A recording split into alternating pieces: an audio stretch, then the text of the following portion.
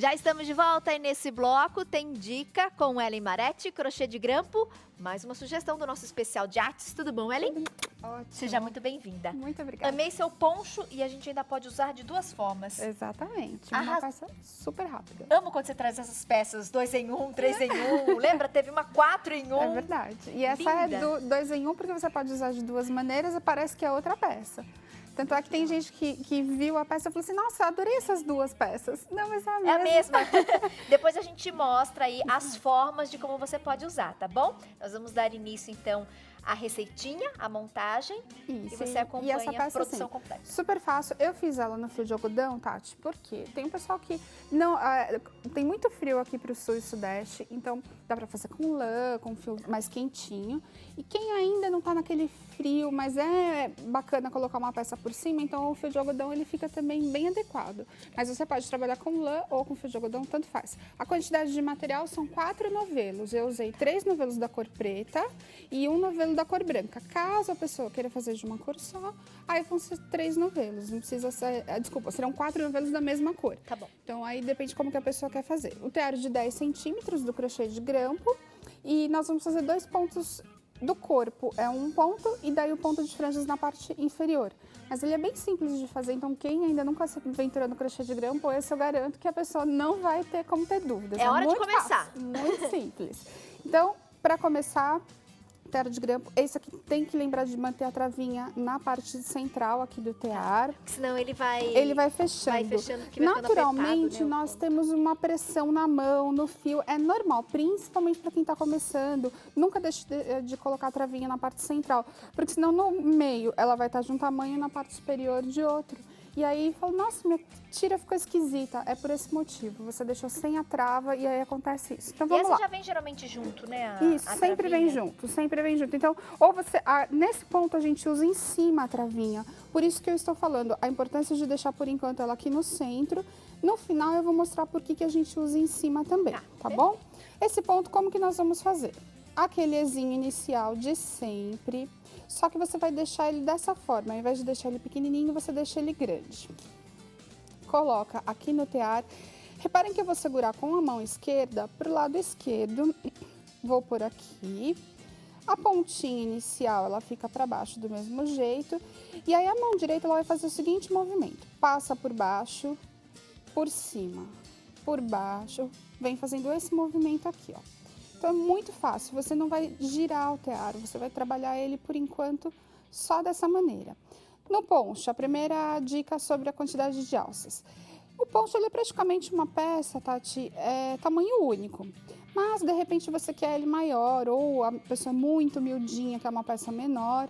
Então, eu trabalhei 125 alças, são as tiras de 125 na horizontal, mas caso a pessoa queira fazer um menor ou maior, é sempre de 5 em 5. Então, não tem muita dificuldade. O tamanho da peça, ela ficou aproximadamente com 80 centímetros de largura e 65 de comprimento. Então, depois eu falo sobre a franja também, sobre a questão do comprimento. Então, olha só como é fácil fazer esse movimento. Digamos que eu já tenha 125 alças aqui do que eu necessito. Como que eu vou arrematar essa parte? Nós temos aquela parte branca aqui no centro, mas ela é feita depois. Então, eu venho primeiro aqui, na última alça, laço lá atrás, faço esse movimento aqui, que é como se fosse o ponto baixo, e uma correntinha. Alongo o ponto, corto o fio, e aí aqui agora é só apertar o nozinho para que ele fique arrematado. Então, eu tenho o primeiro nó aqui na parte central e o último aqui na parte superior. Quando eu falei para vocês no início do programa que a trava deveria ficar embaixo, quando você encher as 125 alças aqui, terminou, você vai ter que vir para a parte superior e colocar aqui em cima. Por quê? Quando o tear está cheio, você naturalmente vai ter que puxar um pouquinho para a parte superior e aí não corre o risco das alças caírem aqui em cima. Então, por isso que você vai manter desse jeitinho aqui. Agora, nós vamos fazer o ponto propriamente dito. Você vai pegar a outra cor do fio, que é da mesma espessura, faz o ezinho inicial, do mesmo jeitinho, só que esse é o ezinho e você mantém ele pequenininho. A diferença é que eu passo ele por baixo e por dentro, e aí eu encaixo ele na pontinha da agulha. Agora, vem o primeiro segredinho a respeito do início do ponto. Quando vocês fizeram aquela primeira alça, procurem pegar aqui por dentro. Aí sim a gente vai laçar lá atrás. Será que tá dando pra ver? Tá bem certinho, ó. Lacei. Vou fazer o primeiro ponto baixo. Eu estou utilizando a agulha de 3 milímetros, porque é um fiozinho um pouco mais grosso. Então, caso você vá trabalhar com lã, é só para ter mais ou menos a ideia da espessura do fio que eu estou usando. Então, agulha de 3 milímetros. Agora, eu vou trabalhar sempre com 2 alças. Olha, tem uma cruzada por cima, uma por baixo. Laço lá atrás, fecho e faço ponto baixo. Agora, não tem segredo, esse ponto é muito fácil. Não preciso girar o tear. Ó, faço uma correntinha, um ponto baixo. Mais uma vez, eu vou pegar aqui para o pessoal entender direitinho, ó. Laço, faço a correntinha e pego novamente o ponto baixo. Então, você vai trabalhar assim sucessivamente até chegar na parte superior. Aí, eu fiz um aqui, Tati, que ele já está adiantado. Digamos que você já tenha trabalhado todos os pontinhos que você precisa. Você chegou já na penúltima alça. Nós temos aquela última alça que está o nozinho aqui no centro.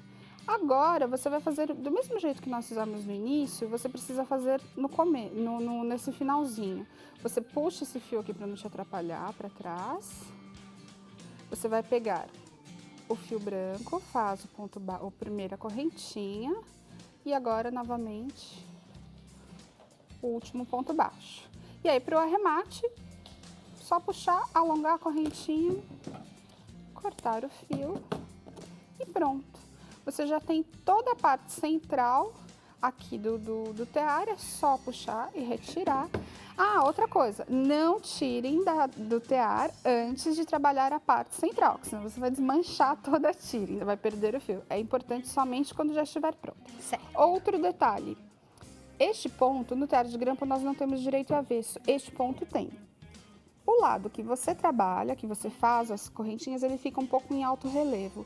A parte de trás, ela fica levemente mais baixa. Então, este é o avesso e este é o direito.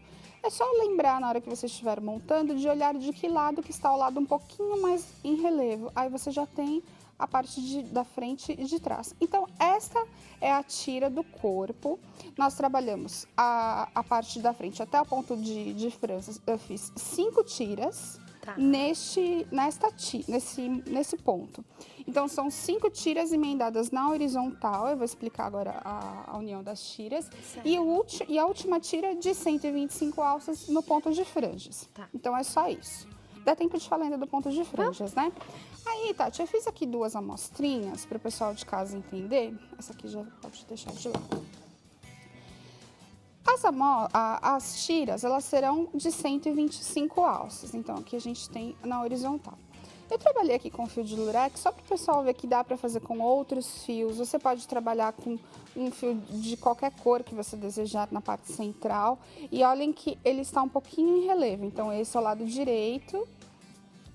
E aqui eu tenho o lado avesso. Ele dá uma diferença pequena. Mas eu quero usar do lado avesso. Pode. Você usa do jeito que você desejar. Porque os dois lados ficam bonitos. Mas eu gosto de falar como que é isso, porque às vezes você vai fazer a tira e não repara nisso. Então fica uma para um lado, outra para o outro. Aí o trabalho vai ficar feio. É importante que a gente faça assim. A união é muito simples.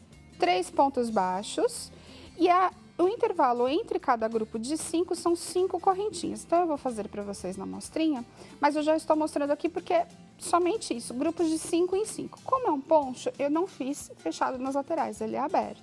Então, fica mais fácil ainda, é só fazer as 125 alças de 5 em 5. Perfeito, vou te interromper só um pouquinho, Ellen. Eu vou chamar o intervalo, meus amores, rapidinho, em 3 minutos a gente está de volta e dá sequência à receitinha, tá? Crochê de grampo com Ellen Maretti, mais uma dica da nossa cesta especial de artes. Adoro!